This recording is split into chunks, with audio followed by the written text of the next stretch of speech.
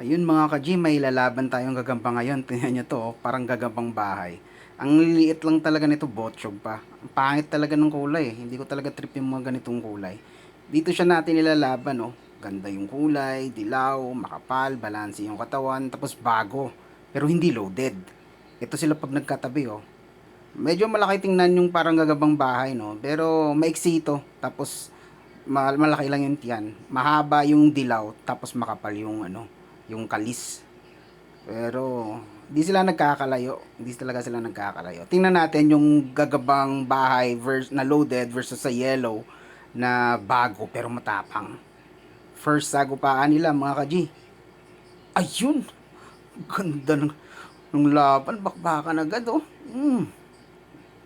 Nako! Talo yung ano, yung loaded mga ka-G.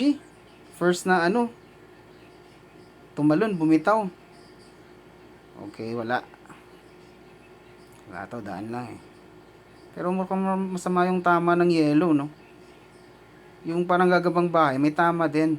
Ayun, ulit. Naku!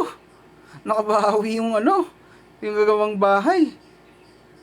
Actually, mukhang gagawang bahay lang, hindi siya gagawang bahay. Hindi ko talaga trip yung kulay eh, pero niloadan natin kasi gusto kong makita eh. Talagang lalaban pa, ipapalag pa talaga yung ano yun, kahit tinamaan ng una, kahit alam mo na ano, talo na. Ito yung siguro kagandahan pag loaded, no? Kasi iba talaga yung ano eh, iba talaga yung lumaban yung gagamba pag naloadan mo eh. Ayun! Ay, grabe. Eh, wala na. Package deal na to.